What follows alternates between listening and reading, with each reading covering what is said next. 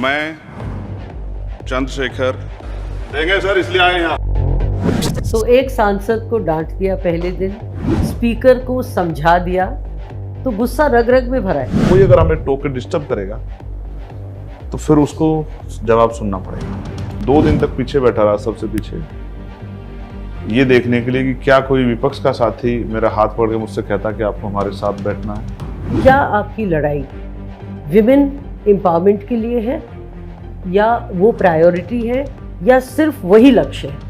वो लोग जिनको मूंछ रखने पर जिनकी हत्या होती है, वो लोग जिनको मटकी छूने पर मारा जाता है, वो लोग जो अंतरजातीय विवाह कर लें तो ऑनर किलिंग होती है, मैं उनकी आवाज़ हूँ। लास्ट ईयर मुझे गोली लगी थी। गोली अगर 1 इंच इधर होती तो आज चंद्रशेखर मेंबर ऑफ पार्लियामेंट तो छोड़िए, इस दुनिया में भी नहीं होता। कितने सपने टूटे, कितने पूरे नहीं हुए, और कितने देखे ही नहीं। मैं जेल गया तो मेरे पास 2 रास्ते थे कि मैं इस लड़ाई को छोड़ दूं, अपने बारे में सोचूं, अपने परिवार के, इस लड़ाई को लड़के समाज के बारे में सोचूं। जब मैं दिल्ली में पकड़ा गया और मुझे सैकड़ों लाठी मारी गई, मेरे दांत तोड़ दिए गए, मेरे पैरों के नाखून खींच लिए गए, मेरी रीढ़ की हड्डी में जो है गैप हो गया, वो एक कठिन समय था।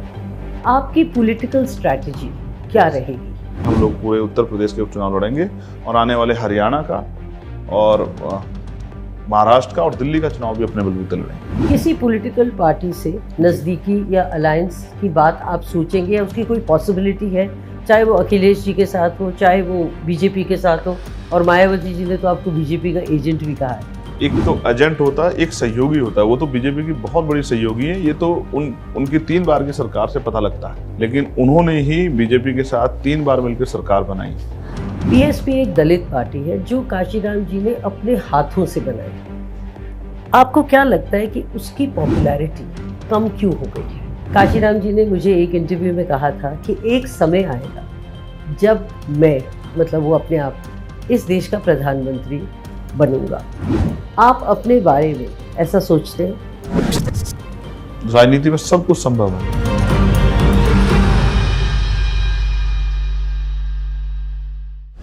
चंद्रशेखर आज़ाद भारी भरकम नाम, एक दबंग नेता, जिन्होंने पहले ही दिन एक सांसद से कहा, हम यहाँ बोलने के लिए ही तो आए हैं।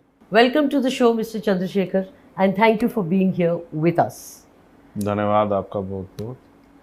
सबसे पहले शुरुआत करें आपके भारी भरकम नाम से, चंद्रशेखर आज़ाद रावण। कितना असली, कितना बोरोड, कितना आपका अपना, और कितना दूसरों का दिया हुआ? देखिए, मेरा नाम मेरे पिताजी ने रखा, और इस बात को 35 साल से ज़्यादा हो। मेरा नाम है चंद्रशेखर। 2007-8 में मैंने अपने नाम के साथ आज़ाद जोड़ा, और 2016-17 में मीडिया ने मेरे नाम के साथ रावण जोड़ा। तो मैं अपने आप को चंद्रशेखर आज़ाद कहता हूँ। आज़ाद इसलिए कहता हूँ क्योंकि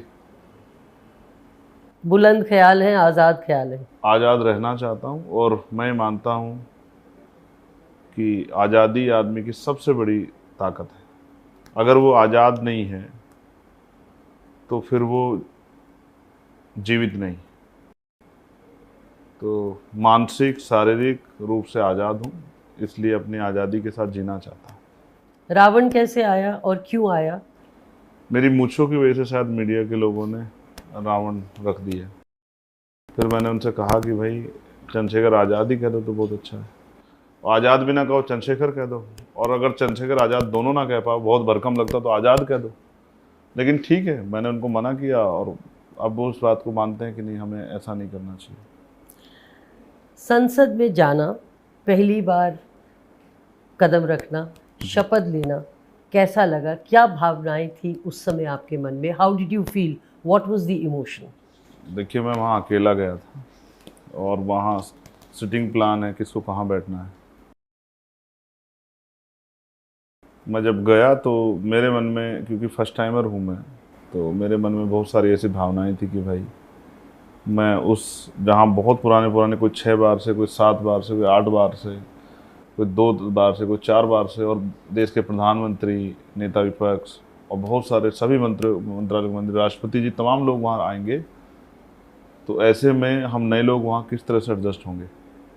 लेकिन क्योंकि हम पढ़े लिखे लोग हैं तो समय के साथ हमने वहाँ जो है एडजस्टमेंट किया। शपथ ली, शपथ के साथ मन में एक शपथ वो थी कि लोकसभा सदस्य होने के नाते जो मैंने ली, और एक शपथ जो मेरे मन में चल रही, जो जुल्म जाति अन्याय अत्याचार मैं देख के खुद सह के आया हूँ। आज 28 जून है, लगभग इससे 30 मिनट पहले लास्ट ईयर मुझे गोली लगी थी, 4 गोली, और ये वो समय है जब मैं होश में नहीं था। गोली अगर 1 इंच इधर होती तो आज चंद्रशेखर मेंबर ऑफ पार्लियामेंट तो छोड़िए, इस दुनिया में भी नहीं होता। जिन लोगों ने मेरे ऊपर गोली चलाई उन सभी को बेल मिल गई। लगभग 1 साल करीब वो जेल, 8, 9, 10 महीने जेल में रहे। जिस समय मेरा चुनाव चल रहा था प्रचार का, उसी समय उनको बेल मिली। इतने बड़े कृत्य के लिए जब वो किसी व्यक्ति की जान लेना चाहते हैं, किस तरह से सरकार ने उनके खिलाफ कोई बहुत बड़ा एक्शन नहीं लिया, ये इस बात का उदाहरण है कि उत्तर प्रदेश में कानून व्यवस्था कैसी है और कानून व्यवस्था किसके इशारे पर आगे बढ़ रही है। तो अब मेरे कंधों पर जिम्मेदारी है। फर्स्ट डे से मेरे कंधों पर जिम्मेदारी थी कि हम नई पार्टी हैं और हमारा एक ही मेंबर है, फिर भी हमें अपने नौगैना लोकसभा जहाँ से हम जीत के उनके विषयों को भी उठाना है। और देश भर में जो भी मुद्दे हक वंचित समाज के होंगे, महिलाओं के होंगे, नौजवानों के होंगे, किसानों के होंगे, कमेरा समाज के मजदूरों के होंगे, उन पे भी सरकार का ध्यान आकर्षित करना है और अपने क्षेत्रों में काम कराना है। इसके लिए मैंने बहुत सब चीज़ें तैयार की हैं, और जैसे ही 1 तारीख से जो है पुनः सदन खुलेगा तो मैं सभी जितने भी मंत्रालय हैं मेरे क्षेत्र से जुड़े हुए, जहाँ जहाँ समस्या है, तो मैं उन सबसे जाके पर्सनली मिलके और अपने क्षेत्र में विकास की गति आगे बढ़ाने के लिए प्रयास करूँगा। पहले दिन काफ़ी समस्याएं हुई, माइक नहीं चला और स्पीकर को आपको बताना पड़ा कि माइक ऑन कैसे करते हैं। क्या क्या और सीखने को आपको लगता है संसद में सीखना पड़ेगा? और आपने अपनी शपथ के बाद नारेबाजी की और एक सांसद को डांट भी दिया। देखिए, फर्स्ट डे नहीं हुआ कि माइक नहीं चलने वाली घटना, वो सेकंड डे की। और क्योंकि हुआ ये है कि उनको एक कन्फ्यूजन हुआ कि मैं किस सीट नंबर पे हूँ, तो उन्होंने दूसरी सीट का माइक चला दिया। तो मैंने जब उनसे ऑब्जेक्शन किया कि मेरा माइक नहीं चल रहा है, तो उन्होंने मुझे कहा कि आप 1 मिनट रुक जाइए। तो तब उन्होंने वो मेरी सीट वाला माइक ऑन किया। तो देखिए, वो सब नया स्ट्रक्चर है। श्योर। तो मैं तो माँ के पेट से तो कुछ सीख के नहीं आता, मैं वहीं जाके सीखूंगा, और हमें कोई सिखाने वाला नहीं है। मैं बिल्कुल सच आपसे कह रहा हूँ कि मैं 2 दिन तक पीछे बैठा रहा, सबसे पीछे, ये देखने के लिए कि क्या कोई विपक्ष का साथी मेरा हाथ पकड़ के मुझसे कहता कि आपको हमारे साथ बैठना है या नहीं। और 2 दिन बाद जब मुझे महसूस हुआ कि ये यहाँ भी बाहर की तरफ अपने आप ही लड़ाई लड़नी पड़ेगी, तो तीसरे दिन जब राष्ट्रपति जी का भाषण हुआ तो मैं तीसरे नंबर की सीट पे था, जहाँ मेरे लेफ्ट हैंड पे प्राइम मिनिस्टर थे और राइट हैंड पे और बड़े बड़े जो पार्टी के नेता हैं वो थे। क्योंकि सिटिंग अरेंजमेंट नहीं हुआ है तो कोई कहीं भी बैठ सकता है। तो मैं आगे इसलिए जाके बैठा कि भविष्य में मेरे साथ आज़ाद समाज पार्टी के और भी मेंबर्स वहाँ के बैठे।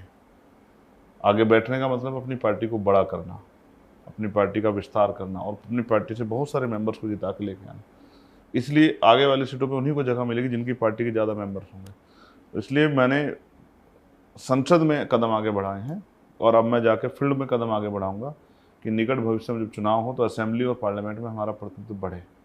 रही बात एक सम्मानित संसद सदस्य की जिन्होंने मेरी बात पर टिप्पणी की, उनको क्या पता मेरी कौन सी बात बुरी लगी। जय भीम, शायद आपका नारा लगाना बुरा लगा, जय भीम जय भारत बुरा लगा, या जय मंडल बुरा लगा, या जय संविधान बुरा लगा, या जय जवान जय किसान बुरा लगा, या जय विज्ञान बुरा लगा, या फिर जो है उनको जो है भारतीय लोकतंत्र जिंदाबाद का नारा लगाना बुरा लगा, या भारत की महान जनता की जय का नारा लगाना बुरा लगा। मुझे नहीं पता उनको क्या बुरा लगा, लेकिन उनको कुछ भी बुरा लगे, लेकिन भारत की महान जनता जिंदाबाद है, जिंदाबाद थी और जिंदाबाद रहेगी। और भारत का लोकतंत्र ही है और ये संविधान ही है जिसकी वजह से मेरे जैसा प्राइमरी स्कूल के मास्टर का बेटा भी मेंबर ऑफ पार्लियामेंट बन सकता है। ये अवसर की समता संविधान ने दी है। इसी कारण से जो है राजा महाराजाओं के पेट से जो है, रानियों के पेट से MP MLA पैदा नहीं हो रहे हैं, नेता विधायक पैदा नहीं हो रहे हैं, प्रधानमंत्री मुख्यमंत्री पैदा, ये जनता की वोट से हो रहे हैं। तो इसलिए उसका धन्यवाद करना मेरा नैतिक दायित्व है।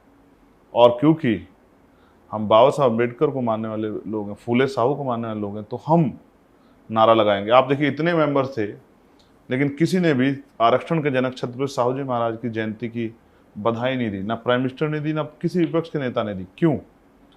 उनका इतना बड़ा योगदान है। उन्होंने जो लेगेसी स्टार्ट की, उसी की वजह से दलित और पिछड़े वर्ग के और आदिवासी वर्ग के लोगों के लिए नए रास्ते खुले, नए अवसर आए, आरक्षण की व्यवस्था हुई। तो सरकार ने और विपक्ष ने क्यों नकारा उनको, ये तो जवाब उनको देना चाहिए, लेकिन मैं नहीं नकार सकता हूँ। बहुजन महापुरुषों का सम्मान हो और उनकी बात को, उनके सपनों, उनके विचारों पर भी चर्चा हो, इसलिए हम वहाँ भी इस बात पर चर्चा करेंगे और वहाँ के बाहर भी जो है इस पर चर्चा करेंगे कि ये जरूरी है। तो शपथ में जितना वक्त नहीं लगा, उतना वक्त आपके नारों में लगा। तो ये क्या कारण था कि आपने मल्टीपल स्लोगन्स दिए और इतने सारे नारे दिए? इसलिए दिए क्योंकि ये सब नारे जनता से जुड़े हुए नारे हैं और महान पुरुषों से जुड़े हुए नारे हैं। आप देखिए, जय भीम जय भारत हमारी आइडेंटिटी है, भारत जिंदाबाद है, वो हमारा देश है।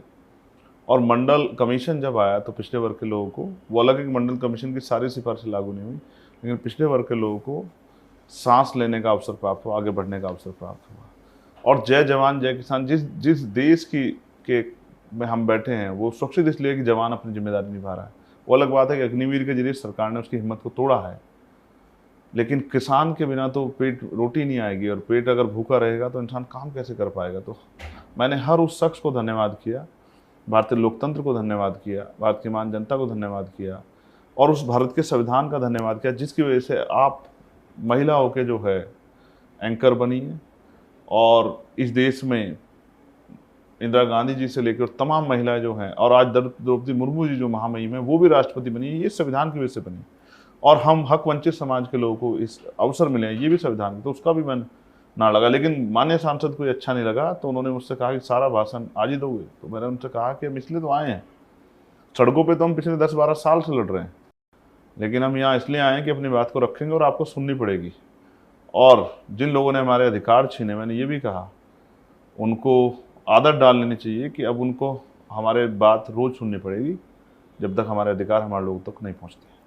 आपने कहा, मैं उनकी आवाज़ हूँ जिनको इंसान भी नहीं माना गया, मैं उनकी आवाज़ हूँ जिनको जानवर मानकर कुचला गया। इस सेंटिमेंट के बारे में बताइए, और ये जो भावना है या जो आपको प्रेरित करती है, उसके बारे में बताइए। देखिए, कहाँ शुरू हुई? आप नोटिस कीजिए कि मैं उनकी आवाज़ हूँ जिनको इंसान नहीं माना गया। इस देश में NCRB का डाटा कहता है कि हजारों महिलाओं के साथ रेप और हत्या होती है, जघन्य अपराध होते हैं, लेकिन वो मीडिया की सुर्खियों तक नहीं आते। वो तब आते हैं जब मेरे जैसा कोई आदमी जाके वहाँ एजिटेशन करता है, हजारों लोगों को जुटाता है, तब जाके मीडिया का ध्यान आकर्षित होता है। मेरा मानना ये है कि बहुत सारे लोग हैं जो सीवर में मर जाते हैं, लेकिन वो मीडिया की सुर्खियों का हिस्सा नहीं बन पाते। बहुत सारे ऐसे लोग हैं जो आज भी अपना जीवन चलाने के लिए मैला सर पे उठा रहे हैं। बहुत सारे ऐसी महिलाएं हैं जो घर चलाने के लिए, परिवार चलाने के लिए खेतों में काम करती है, जमींदारों के कोल्हुओं पे काम करती हैं, भट्टों पे काम करती हैं। जब कोई बिल्डिंग बनती है तो उसमें सर पे ईंटें उठाती हैं, बच्चा गोद में होता है, पसीने पसीने रहती हैं, 2 टाइम की रोटी मुश्किल से मिल जाए, और इनके बारे में कोई सोचना नहीं चाहता। तो इनको भी सम्मान का जीवन मिले। देश की करोड़ों महिलाओं ने आज तक हवाई जहाज को हाथ लगा के नहीं देखा होगा, देश की करोड़ों महिलाओं ने आज तक हेलीकॉप्टर में बैठ के नहीं देखा होगा, देश की करोड़ों महिलाओं ने आज तक AC वाली ट्रेन का उस डब्बे में सफ़र नहीं किया होगा जिसमें सामान्यतः लोग कर लेते हैं। यानी कि देश का बहुत बड़ा तबका भी हासिल है। वो लोग जिनके ऊपर पेशाब किया जाता है, वो लोग जिनको घोड़ी पे बैठने पर सामूहिक रूप से उनके पूरे समाज को बेइज्जत करने के लिए उनके बारात को रोक लिया जाता है, वो लोग जिनको मूछे रखने पर जिनकी हत्या होती है, वो लोग जिनको मटकी छूने पर मारा जाता है, वो लोग जो अंतरजातीय विवाह कर लें तो ऑनर किलिंग होती है, मैं उनकी आवाज़ हूँ। और उनको भी इज्जत सम्मान की ज़िंदगी मिले और अधिकार मिले। और आज़ादी के 70 साल बाद भी अगर उनको इंसान नहीं माना जा रहा है, उनके साथ इंसान जैसा व्यवहार नहीं हो रहा है, उनको इंसान जैसी सुविधा नहीं मिल रही है, तो मेरे जैसे व्यक्ति को इस पीड़ा को देश के सामने लाना पड़ेगा।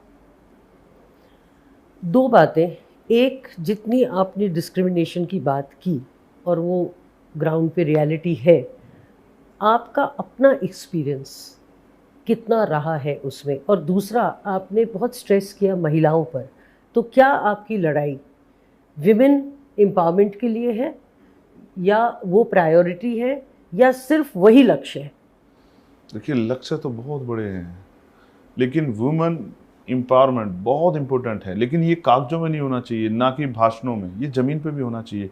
और वुमेन सिर्फ शहर में नहीं रहती है, एक बहुत बड़ा तबका है जो गांव में रहता है, जिनके पास पहनने के लिए अच्छे कपड़े नहीं हैं, जिनके पास पहनने के लिए अच्छी चप्पल नहीं है, जिनके पास सजने संवरने के लिए साधन नहीं है, उनके भी कुछ सपने होंगे, तो उनको उनको भी प्रोटेक्शन की ज़रूरत होगी। जब यहाँ दिल्ली में निर्भया जैसे कांड होते हैं, तो गांव देहात में जो अपराध होते हैं उन पे किस तरह की का जो है कानून व्यवस्था रहती है, किस तरह की जो अधिकारियों का रवैया रहता है, किस तरह के जो है दबाव रहते हैं, इसको भी हमें समझना पड़ेगा। पर ये एक आपका वन ऑफ द प्रायोरिटीज रहेगा कि ये आपका फोकस एरिया? नहीं, ये फोकस है मेरा और ये प्रायोरिटी भी है। उसके साथ साथ अगर उनके पास पैसे नहीं होंगे तो उनके सपने कुचले जाते रहेंगे। वो पढ़ना चाहती हैं, वो आगे बढ़ना चाहती हैं, लेकिन उन तक सरकार पहुंच ही नहीं रही है। सरकार की जो योजनाएं हैं उनका लाभ उन तक नहीं पहुंच रहा है, क्योंकि बीच में जो ताकतवर लोग बैठे हैं वो जिसको चाहे उस तक सुविधा पहुंचा रहे हैं, चाहे वो पात्र है नहीं है।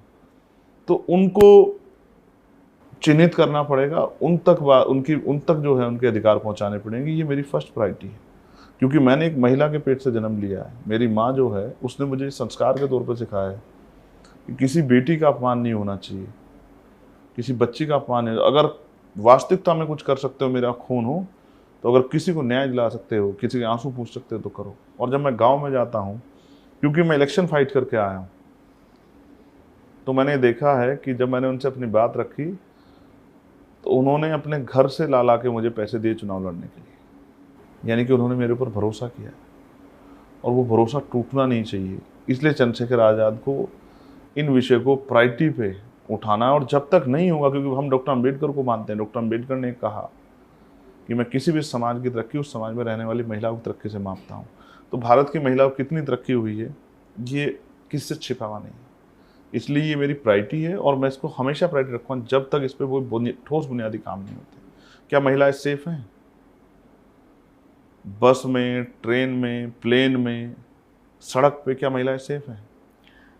तो जो आपके अपनी पर्सनल एक्सपीरियंसेस रहे हैं डिस्क्रिमिनेशन के बड़े होते वो समय, बहुत ख़राब हैं। वो प्राइमरी स्कूल से लेकर शुरू हो जाते हैं हमारी लाइफ में। जब कोई टीचर हमसे ये कह देता है, जिसको हम गुरु मानते हैं, जिसका दर्जा पिता से बड़ा होता है, वो आपको कह देता है कि आप आरक्षण वाले हो, आप वजीफ़ा लेने आए हो, आप गेहूँ लेने आए हो। जब वो इस तरह से हमारा मनोबल तोड़ता है, जब वो क्लास में जो है हमें जाति के आधार पे जाति सूचक शब्द कहता है, अपमानित करता है, उन्हीं बच्चों के साथ जिनके साथ बैठ के हमें पढ़ना है, वो जिसके भरोसे हमारा जीवन है, और वही डिस्क्रिमिनेशन करने लग जाए, वो डिस्क्रिमिनेशन जो आपको गली में, सड़क पे दिखाई दे, इंस्टीट्यूट में दिखाई दे, वो डिस्क्रिमिनेशन जो आपको यूनिवर्सिटियों में दिखाई दे, और जो मैंने खुद सहा, जाति के आधार पे जो उत्पीड़न मैंने खुद सहा, जिसके खिलाफ मैंने बगावत की, तो ये कोई ऐसा वाक्या या कोई ऐसा इंसिडेंट जिसने एक बहुत गहरी चोट लगाई हो, and something which is left a mark which changed your personality, और आपके व्यक्तित्व को बिल्कुल बदल दिया हो, और आप जहां आज आप लड़ाई लड़ रहे हैं वो एक कारण बना हो? देखिए, मेरे फादर बहुत रिस्पेक्टेड आदमी थे, वो गवर्नमेंट टीचर थे, लेकिन जब वो बीमार हुए और मैं उनको लेके दिल्ली एम्स आया, तो 3 दिन तक मैं उनको स्ट्रेचर की व्यवस्था नहीं करा पाया। उस दिन मुझे समझ आया कि पैसा और पावर क्या होती है। अगर उस दिन मेरे पास पैसा, पावर या मेरे पॉलिटिकल रिलेशन होते तो शायद मैं अपने पिताजी की ज़िंदगी को बचा पाता। वो जो ट्रम्प्स है मेरे पिता का और मेरे बीच जो संवाद हुआ है, और उन्होंने अपने साथ जो हुआ वो जो मुझे बताया, हमने जो सहा वो एक अलग बात है, लेकिन जो मेरे पिता ने मुझे बताया, जिस तरह से वो जब स्कूल में पढ़ाने गए तो गांव के लोगों ने उनको एक गिलास दे दिया कि आपको इससे, जब उन्होंने चाय पी ली तो उनको कहा कि गिलास आप उठा के रख लेना, क्योंकि अब आगे से चाय आपको इसी में पीनी है। वो जो उन्होंने काबिलियत होने के बाद भी जाति के आधार पे अधिकारियों से सुना, उस बात ने मेरे जीवन में बहुत असर डाला। और क्योंकि भारत का हेल्थ सिस्टम बहुत बेकार है और बहुत करप्शन है इसमें, जिसकी वजह से मैं अपने पिता को नहीं बचा पाया और मेरे पिता ने मेरे हाथों में दम तोड़ दिया। 11 जनवरी 2013 जिस दिन मैंने संकल्प लिया कि मैं कोशिश ये करूँगा कि भविष्य में किसी के साथ ऐसा जुल्म ना हो, ऐसी तकलीफ ना हो, कोई अपने को ना खो दे, इसके लिए जो है मेरे जैसे लोगों को संघर्ष करना चाहिए। वो मेरे लिए एक बहुत बड़ा टर्निंग पॉइंट था मेरी लाइफ में। कास्ट डिस्क्रिमिनेशन तो बचपन से लेके और ग्रेजुएट होने तक सैकड़ों बार हमने सहा होगा, लेकिन क्योंकि पिता आपके हीरो होते हैं, गुरु होते हैं, उनके जो जीवन का जो अनुभव था वो मेरे लिए बहुत कड़वा था। मैं अपना सर्टिफिकेट बनवाने के लिए दफ्तर में गया और कई घंटे खड़े रहने के बाद भी अधिकारियों ने, सर्टिफिकेट बनाना तो बहुत दूर की बात है, मुझे सुनना भी पसंद नहीं किया।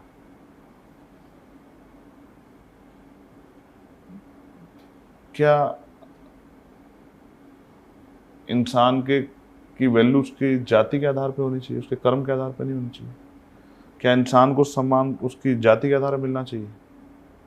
तो अगर जाति के आधार पर मिलना चाहिए तो मैं मानता हूं कि इंसान तो एक ही प्रक्रिया से पैदा होता है और जब वो पैदा होता है तब उसके साथ उसकी जाति नहीं होती है।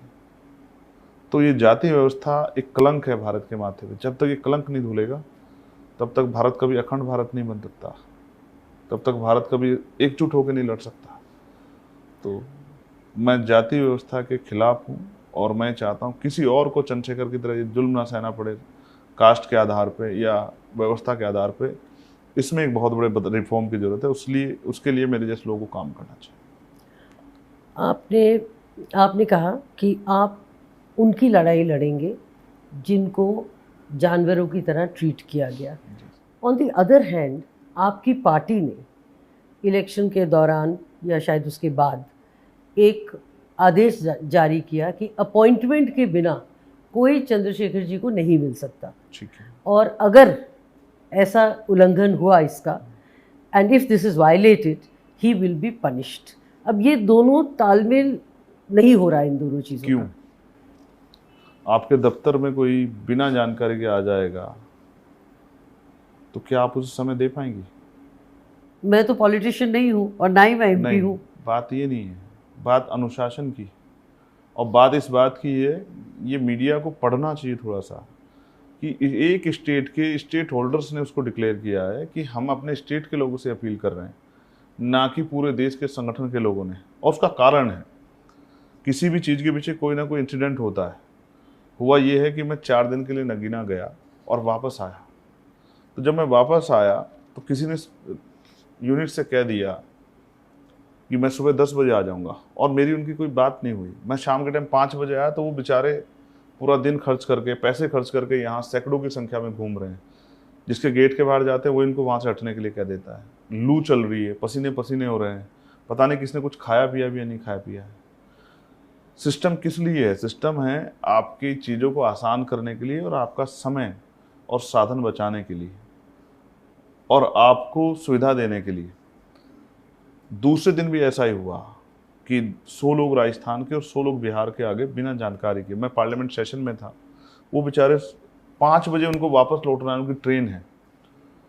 4:30 बजे मैं आया हूँ और वो बेचारे गेट के बाहर खड़े हो कह रहे हैं सर जल्दी से मिल लीजिए, हमें जाना है। तो मैंने पूछा कि आप लोग आए कहाँ से? तो राजस्थान से। और दूसरी टीम से पूछा महिलाएं भी थी, आप कहाँ? बिहार से। तो मैंने कहा आप क्यों आए? कि बस सिर्फ आपसे मिलना था। तो मैंने कहा जब आप आए तो किससे एक बार जानकारी हासिल कर लेते, मैं किस समय आऊँगा। भाई आप अंदर नहीं आ सकते हो और मैं फ्री नहीं हूँ, तो आपको परेशानी, उनकी परेशानियों को समझते हुए सिर्फ यूपी के जो लोग हैं, वो मेरी नेक्स्ट डे जानकारी में आया। जब यूपी के स्टेट के जो हमारे प्रेसिडेंट हैं उन्होंने जारी कर दिया, नेक्स्ट डे मेरी जानकारी में आया कि कोई ऐसा लेटर जारी हुआ है। तो ये मेरा लेटर नहीं है, ये स्टेट का लेटर है। और वो अपनी पार्टी को, अपने कार्यकर्ता, आम जनता के लिए लेटर नहीं है, वो कार्यकर्ता पदाधिकारियों के लेटर है। क्योंकि अगर कार्यकर्ता पदाधिकारी अनुशासित नहीं होगा तो मूवमेंट नहीं चल सकती है। और ये तो पूरा आंदोलन अनुशासन पे है। तो इसलिए इससे किसी को तकलीफ नहीं चाहिए। जब हमारे कार्यकर्ता पदाधिकारी को तकलीफ नहीं है तो मीडिया को तकलीफ नहीं होनी चाहिए। आम जनता के लिए तो हम 24 घंटे अवेलेबल हैं। अभी भी देखिए जितने लोग मेरे गेट के बाहर हैं उतने के लिए तो सारे एमपी के गेट के बाहर नहीं होंगे, क्योंकि देश भर में हमारा संगठन है। तो मैं तो एक एक आदमी से मिलता हूं और मैं तो फिर अपने क्षेत्र में लौटने वाला हूं। लेकिन मीडिया ने, क्योंकि मीडिया को शायद हमारी सफलता नहीं पची, तो इस तरह से उसको ट्रीट किया कि जैसे हमने कोई तुगलकी फरमान जारी कर दिया हो। मैं आपसे जानना चाहता हूँ, अगर किसी को मेरी जानकारी नहीं है मैं कहाँ हूँ, तो मुझसे कैसे मिल पाएगा? और अगर वो जानकारी हासिल करके आ जाएगा तो उसका समय बचेगा, उसकी जो है उसको सुविधा मिलेगी और वो बैठ के अपनी बात कह पाएगा, तो इसमें क्या बुराई है? देखिए, जो गरीब आदमी होता है ठीक है, और जिसकी समस्या होती है, जी। वो ना सिस्टम को मानता है और ये ना उसके लिए उसको समय है, तो वो सिर्फ अपने प्रतिनिधि के पास जाता है, because he wants to be heard. ठीक है। तो इसलिए ये अपॉइंटमेंट, और ये मैं उसको क्रिटिसाइज नहीं कर रही, मैं आपसे पूछ रही हूँ, तो आपको नहीं लगता कि ये रेड टेप है ज़्यादा? आप गरीबों का अपमान कर रही हैं बात कह के। गरीब जो होता है वो अनुशासित नहीं होता है और वो नियम को नहीं मानता है। आप अमीरों के फेवर में खड़ी लगती है मुझको, ये बात ठीक नहीं है आपकी। गरीब अनुशासित क्यों नहीं होता है? गरीब अनुशासित वो तो राशन भी लाइन में लग के लेता है। और वो आप ये कह रही हैं कि मेरी क्षेत्र का जो गरीब आदमी वो यहाँ से यहाँ तक आ सकता है बेचारा पैसे खर्च करके, जबकि मैंने उससे मिलने की और उसकी समस्या समाधान की व्यवस्था वहीं की है, लोकसभा क्षेत्र में। नहीं, आप उसको अलग तरह से कहने का प्रयास कर रही हैं, जो कि सही नहीं है।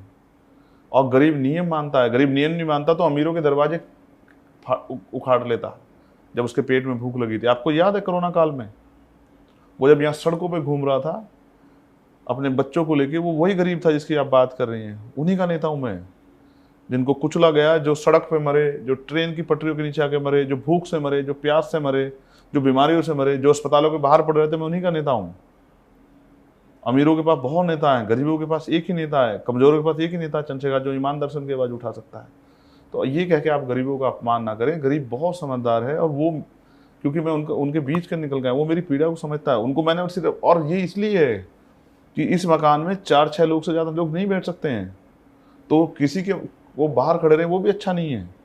तो उनसे यही एक रिक्वेस्ट की यूपी के लोगों ने, सिर्फ यूपी के लोगों ने, क्योंकि यूपी दिल्ली से बिल्कुल जुड़ा हुआ है भाई। मेरठ के लोगों को आने में आधा घंटा लगेगा, गाजियाबाद के लोगों को आने में 20 मिनट लगेंगे, गौतम बुद्ध नगर के लोगों को आने में 25 मिनट लगेंगे, हापुड़ के लोगों को आने में 30 मिनट लगेंगे। तो उनसे रिक्वेस्ट की, जब तक हाउस ना मिल जाए, उनको रहने की जगह ना मिल जाए, जहां आप आराम से जाकर बैठ सको, जहां आपको चाय पानी मिल सके, आपको परेशानी ना हो, कोई आपको धुतकार ना दे, कोई आपको अपशब्द ना कहे, कोई आपको हटाए ना, जब तक उनके पास आवाज तब तक आप रुक जाओ। और वो हमारे वर्कर हैं, वो हमारे लीडर हैं, वो हमारी बात मानते हैं। उसके लिए मीडिया को परेशान नहीं होना चाहिए। मगर तो आप ये कह तो रहे क्या हैं, मोदी जी के लोग मोदी जी से प्यार नहीं करते हैं?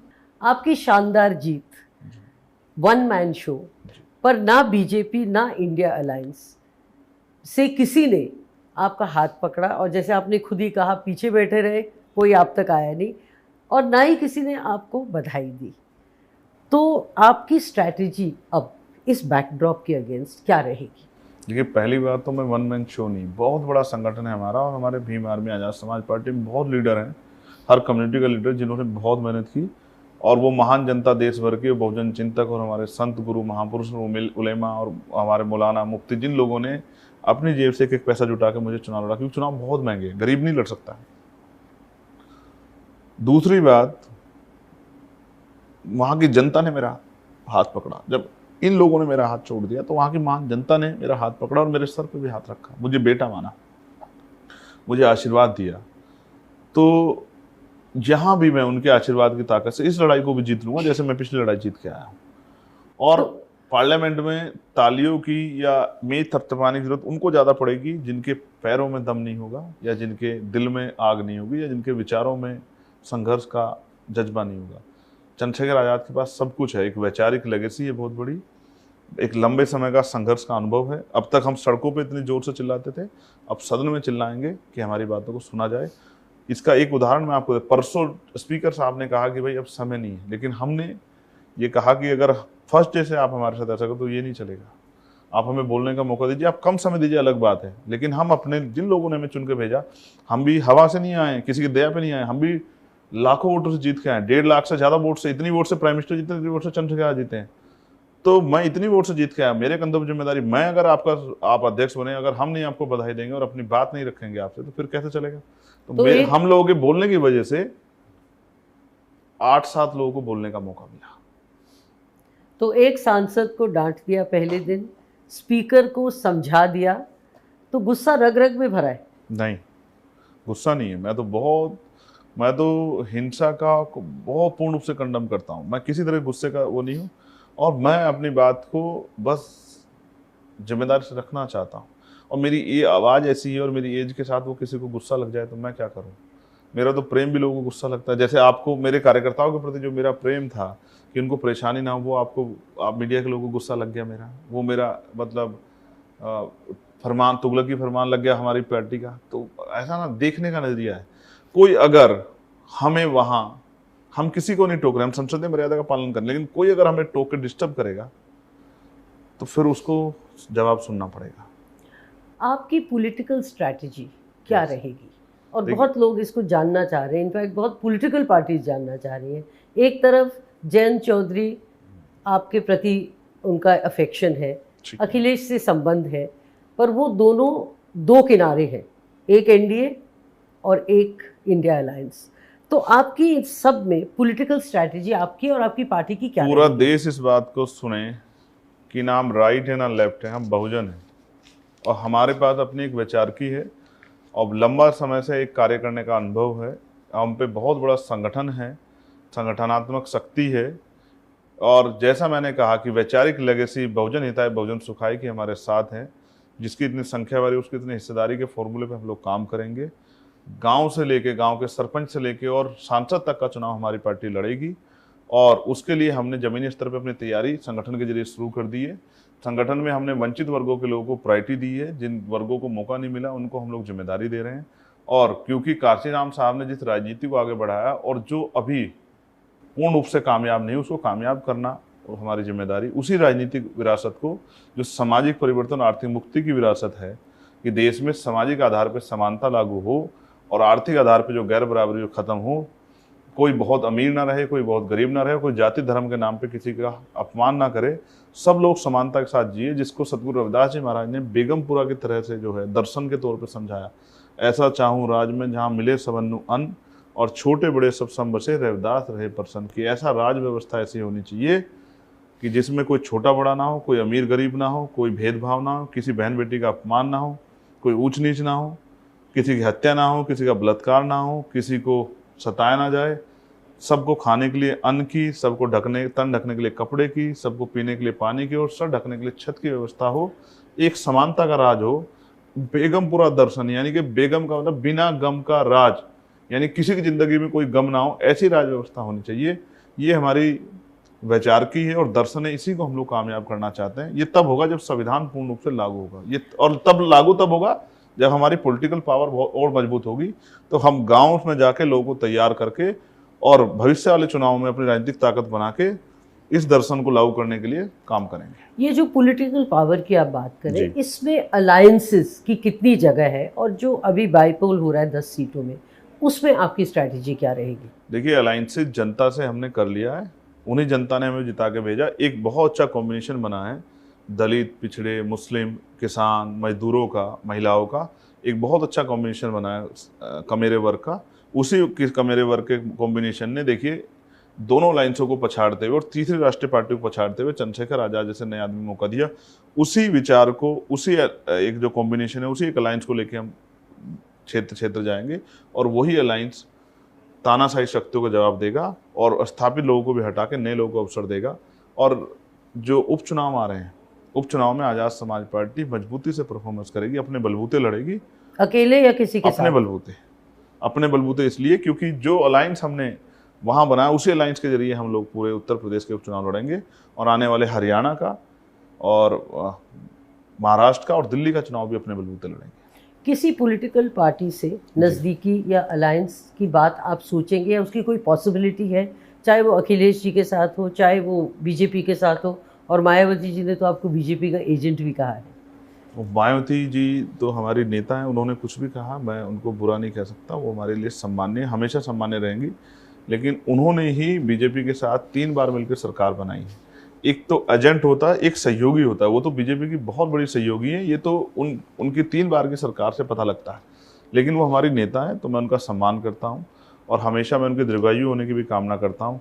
और रही बात जिन दूसरे दलों की आपने बात की, तो ये पार्टी के फैसले हैं। मैं पार्टी का एक सामान्य वर्कर हूँ, पार्टी का जो फैसला होगा हमारे लिए मान्य होगा। पार्टी तो आप ही की है। नहीं, पार्टी तो बहुजन समाज की है, पार्टी तो भारत की महान जनता की है, मेरी कहाँ की पार्टी है? मैं तो पार्टी का वर्कर हूँ, सामान्य वर्कर हूँ। देखिए, जैसे हमारे स्टेट के लीडर ने, जो स्टेट के हमारे रिप्रेजेंटेटिव हैं, उन्होंने ऑर्डर जारी किया, मुझसे पूछा भी नहीं, तो पार्टी मेरी कैसे हुई? पार्टी तो सबकी है। पार्टी यूपी में वो किसको लड़ाना चाहते हैं, इसकी तैयारी वो कर रहे हैं। बिहार में किसको लड़ाना चाहते हैं, वो वहाँ तैयारी कर रहे हैं। पर कोई पॉसिबिलिटी है किसी पॉलिटिकल पार्टी के साथ जाने की? राजनीति में सब कुछ संभव है। एनडीए से मेरा वैचारिक विरोध है और बाकी सब लोगों के साथ कुछ भी संभव है, लेकिन वो स्टेट की पॉलिसी और स्टेट के एडवाइजरी पे हो सकता है। मेरे पास तो जो स्टेट की का और हमारी एक कोर कमेटी है जिसके डिसीजन हम लोग फॉलो करते हैं, उन्हीं का डिसीजन था कि आप नगीना लड़ेंगे, हर हालत में नगीना लड़ेंगे। कोई कहीं और अलग अलायंस या कुछ भी बात करे, कुछ नहीं, आप नगीना लड़ेंगे। और फिर उन्होंने ही ऑर्डर किया कि अब खाली बैठ के क्या करोगे, तो आप जाओ डुमरियागंज, क्योंकि आपके ऊपर, आपकी पार्टी पे एक ऑब्जेक्शन लगाया गया है। मीडिया इस तरह का प्रमाण करती है कि आप पश्चिम के नेता हो, आपकी पार्टी पश्चिम है, तो आप जाओ नेपाल बॉर्डर पे एक सीट पे चुनाव और लड़ाओ और 6 दिन 8-10 दिन मेहनत करके अपनी काबिलियत साबित करो।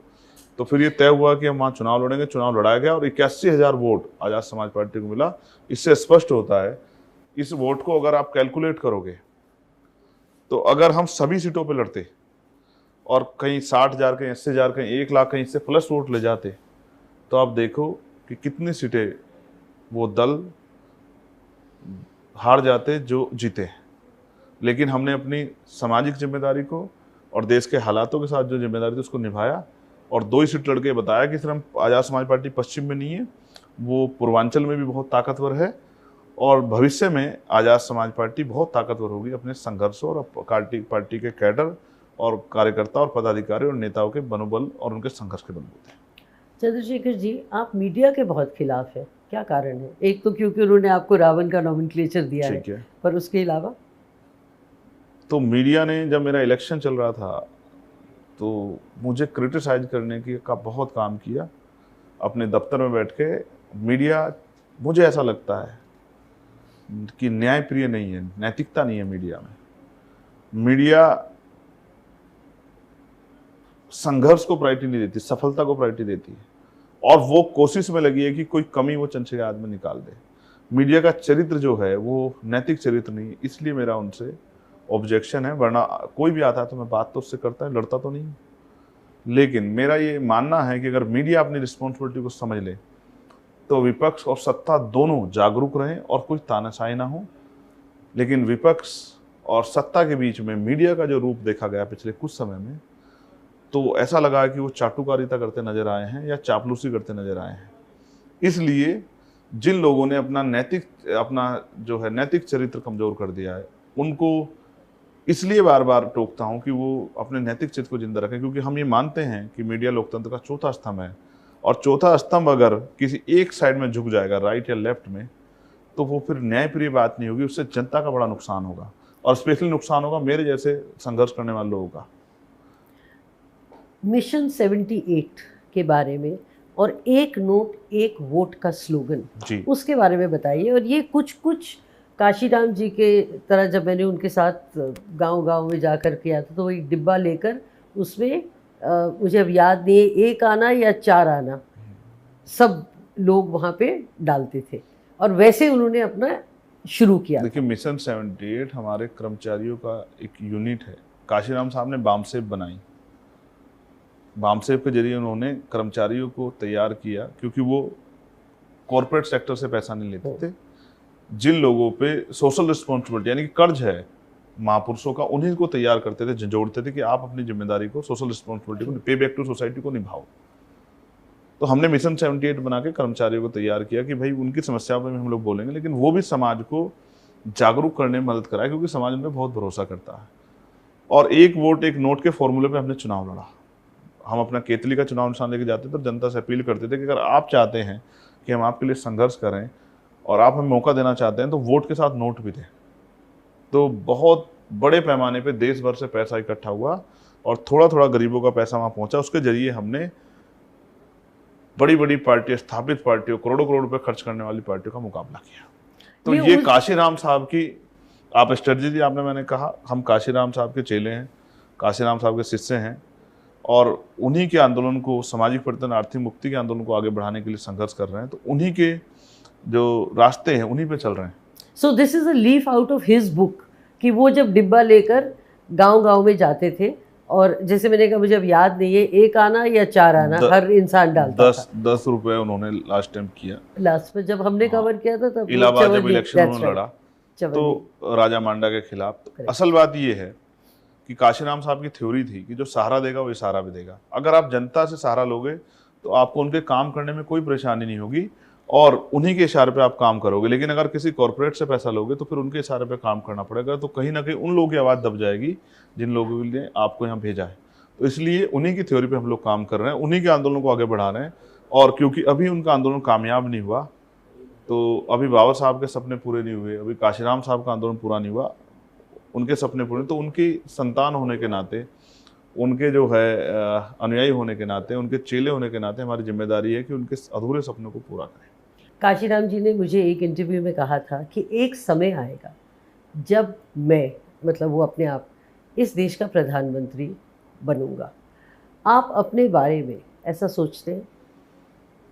मुझे इस बात का बहुत दुख है कि मैं उस समय छोटा था, मैं उनकी बहुत मदद नहीं कर पाया, लेकिन मेरे पिताजी ने बामसेब के जरिए उनकी मदद की, उनके साथ खड़े रहे। और मैं आपको विश्वास दिलाता हूँ कि मैं प्राइम मिनिस्टर बनने का सपना नहीं देखता, लेकिन आज़ाद समाज पार्टी के जरिए जो उनका सपना था कि देश में हक वंचित समाज, बहुजन समाज का व्यक्ति प्राइम मिनिस्टर बने, जो महापुरुषों फूले, साहू, पेरियार, अंबेडकर की विचारधारा को, अर्जक की विचारधारा को मानने वाला हो, जो वास्तविकता में इन वर्गों को अपलिफ्ट करने के लिए काम करने की सोच रखता हो, जिसके मन में दर्द हो, उस तरह की विचारधारा का आदमी आज़ाद समाज पार्टी के जरिए प्राइम मिनिस्टर जरूर बनेगा। इसके लिए हम लोग संघर्ष करेंगे। बीएसपी एक दलित पार्टी है जो काशीराम जी ने अपने हाथों से बनाई। आपको क्या लगता है कि उसकी पॉपुलैरिटी कम क्यों हो गई है? देखिए, बीएसपी इसी मीडिया के इसी चरित्र से मुझे गुस्सा है कि वो आज तक बीजेपी को ब्राह्मण बनिए ठाकुरों की पार्टी नहीं कह पाई, जबकि उनके जो सारे, आप वो देखो, जिस तरह इकोनॉमिक वीकर सेक्शन पे उन्होंने 10% आर्थिक आधार पर आरक्षण जो है लागू कर दिया 3 दिन के अंदर, ऐसा कोई कानून पारित नहीं हुआ होगा, तब भी आप उनको ब्राह्मण बनिए ठाकुरों की पार्टी नहीं कह पाई। लेकिन जिस पार्टी ने 50 से ज्यादा एमपी स्वर्ण जाति के बनाए, सैकड़ों ज्यादा एमएलए स्वर्ण जाति के बनाए, उनको आपने दलितों की पार्टी घोषित कर दिया। आने वाले समय में आप आजाद समाज पार्टी को भी दलितों की पार्टी घोषित कर दो। मैंने ये नहीं कहा, मैंने कहा उनकी उस पार्टी की पॉपुलैरिटी कम क्यों आप हुई अपना है? सवाल पढ़ लीजिए। आपने यही कहा कि बीएसपी दलितों की पार्टी है। नहीं, मैंने कहा बीएसपी एक पार्टी है जिसको काशीराम जी ने अपने हाथों से गठित किया और वो पार्टी। मैं अगर इसमें समय ना खर्च करना चाहता तो अभी आपकी रिकॉर्डिंग आपको सुनाता और आपका सवाल भी। चलिए मैं इसको दोबारा पूछ लेती हूँ। आपको पूछने की जरूरत नहीं है, मैं आपको अपना जवाब देता हूँ। मुझे ऐसा लगता है उन्होंने जितना संघर्ष करना था और जो समाज को देना था उन्होंने दिया है। अब समाज को अपेक्षाएं उनसे कम हो गई है और वो उस तरह से काम भी नहीं कर पा रही, इसलिए समाज का मनोबल गिरा है और आज़ाद समाज पार्टी के जरिए समाज का मनोबल बढ़ा है। समय समय पे ये एक वैचारिकी है, ये एक लेगेसी जिसको चलाया गया है, जिसको बाबा साहब अम्बेडकर ने चलाया, पहले बुद्ध ने चलाया, फिर रैदास जी ने, कबीरदास ने चलाया, फिर नानक जी ने चलाया, फिर उनके बाद तमाम संत गुरु महापुरुष हुए, उन्होंने चलाया, फिर उसके बाद बाबा साहब अम्बेडकर, ज्योतिबा फूले, साहू जी महाराज ने चलाया, महाराणा राम सुब्बर्मा जी ने चलाया, बाबू जगदेव प्रसाद और कपूरी ठाकुर जी ने चलाया, फिर मान्यवर दीना भाना वाल्मीकि और मान्यवर काशीराम साहब, फिर बहन जी ने चलाया। और अब एक समय के साथ आज़ाद समाज पार्टी ने उसको टेक ओवर कर लिया है कि अभी उसमें बहुत तेजी से काम करने की जरूरत है। इसलिए उधर से लोगों का मनोबल गिरा है क्योंकि वो डाउन जा रहे हैं और आज़ाद समाज पार्टी ग्रो कर रही है, इसलिए आज़ाद समाज पार्टी के प्रति लोगों के अंदर विश्वास बढ़ा है। मैंने ये इंटरव्यू आपके व्यक्तिगत प्रश्न से शुरू किया था, so I will also end on that. आपके फैमिली के बारे में बहुत कम जाना गया है, आपके इयर्स ऑफ ग्रोइंग अप के बारे में लोग बहुत कम जानते हैं। हमें थोड़ा सा बताइए, because people want to know who is the man behind this successful fighter, who is the man behind this politician. देखिए, इतने जख्म मैंने सहे हैं जिंदगी में। जिस उम्र में आदमी घड़ी पहनता है, क्रिकेट खेलता है, उस उम्र में मैंने लाठियाँ खाई हैं और हथकड़ी पहनी है। जिस उम्र में आदमी पार्टी करके आके, डिस्को से आके, बार से आके आराम से गद्दे में पड़ के सोता 11 बजे, उस समय मैंने 16-16 महीने फरस पे काल कोठरी में काटे। बहुत सारे लोग हैं। सबसे पहले तो हमारी भीम आर्मी की यूनिट के लोग, हमारे लीडर्स, हमारी कमेटी के लोग जिन्होंने बहुत मेहनत की है मेरे साथ। फिर आज़ाद समाज पार्टी जो लोग जुड़े हैं, और पर्सनली अगर मेरे तौर पे कहेंगे तो मेरा परिवार और मेरे बहुत सारे ऐसे मित्र हैं जिन्होंने मुझे बहुत कुछ सिखाया है। अपने परिवार के बारे में बताइए। अपने फादर की बात आपने की जी, मदर- मेरी माँ हाउसवाइफ है, और मेरे आज भी याद है कि जब मैं स्कूल से आता था तो वो कभी घर पे नहीं होती थी, वो खेत में होती थी 2 किलोमीटर दूर, और मैं अपना बैग रख के खेत पे जाता था और उनकी घास की गठरी सर पे उठा के लाता, कभी लकड़ी, कि मेरी माँ को ज़्यादा परेशानी ना हो। लेकिन वो क्योंकि उसको वो बहुत जो है उनकी चिंता थी, तो वो मेरे लिए, वो अपने लिए एक छोटी गठरी बना लेती थी कि जिससे कि और जो है चारा चला जाए। और मेरी माँ ने दूध बेच बेच के पशुओं का हमें पाल के बड़ा किया। 6 भाई बहन हैं हम लोग, 3 बड़ी बहनें, 2, एक मुझसे बड़े भाई, एक मुझसे छोटे भाई। उन सबको मेरे पिता और मेरी माँ ने बराबर प्यार देके आगे बढ़ाने की कोशिश की। मेरे परिवार का बहुत ही योगदान है, लेकिन कुछ लोग ऐसे हैं जिनको कोई नहीं जानता, और मैं कोशिश करूंगा समय आने पर उनको दुनिया जाने, जिन लोगों ने मुझे समय समय पर सिखाया है। बहुत सारे ऐसे पुराने बहुजन मिशनरी हैं, बहुत सारे संत गुरु हैं, महापुरुष हैं, बहुत सारे ऐसे जिम्मेदार धार्मिक इंस्टीट्यूशन से जुड़े हुए अलग अलग धर्मों के जो हैं लोग हैं, जो चाहते हैं कि मानवता की बात करने वाला कोई स्वतंत्र आवाज हो। और बहुत सारे ऐसे मेरे मित्र हैं जिनसे मैं लंबे समय, जिनसे मेरी मित्रता रही, और उन्होंने कुछ ना कुछ मुझे सिखाया। और आज मैं यहाँ बैठा हूँ तो ये इसके पीछे बहुत लोगों की मेहनत है। Those years of growing up, कुछ यादें कड़वी मीठी, कुछ सपने अच्छे बुरे। एक वो समय था जब मैं जेल गया फर्स्ट टाइम, निर्दोष होते हुए। कितनी उम्र थी आपकी? ये 2017 का इशू है।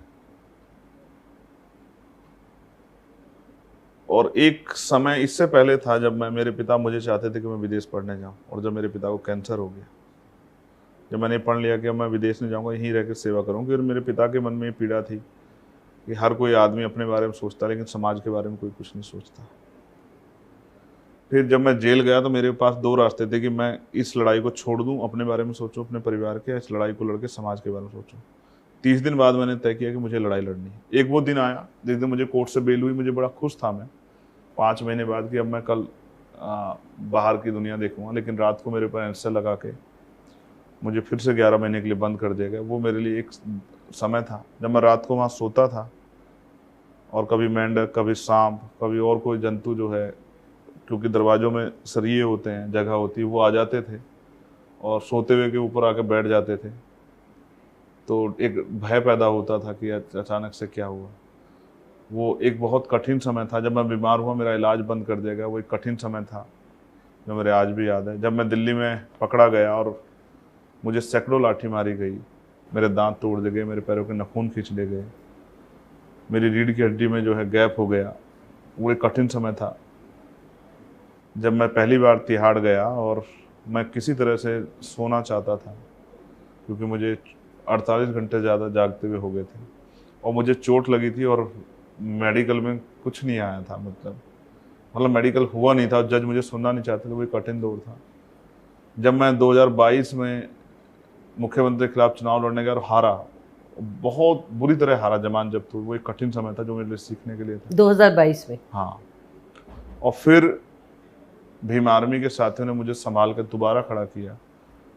लेकिन जिस दिन मैं जीता तो मुझे इस बात की खुशी थी कि हमारे साथियों का संघर्ष कामयाब हो गया। आपका मनोबल कभी नहीं टूटा? नहीं, कभी नहीं टूटा। जब दृढ़ होता गया?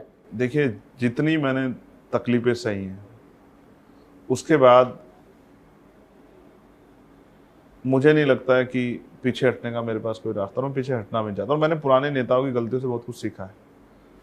जिस दिन मुझे गोली चली, आज मैं सच ये आपसे बताता हूँ, आज ही का दिन है तो आज ये बात कहनी चाहिए। उससे पहले मेरे बहुत सारे सपने थे।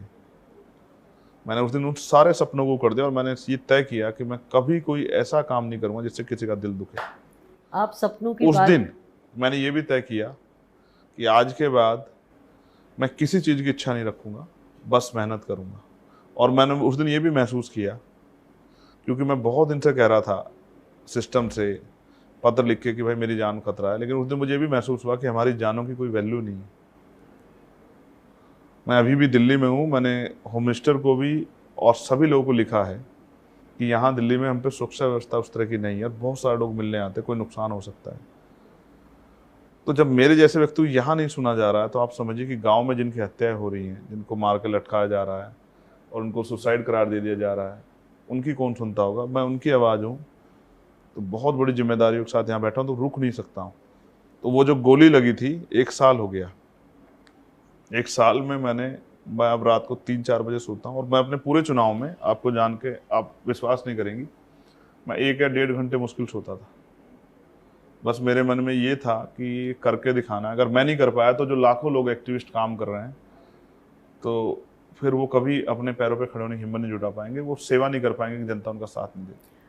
आपने सपनों की बात की, तो मेरा आखिरी प्रश्न उसी पे है, कितने सपने टूटे, कितने पूरे नहीं हुए और कितने देखे ही नहीं?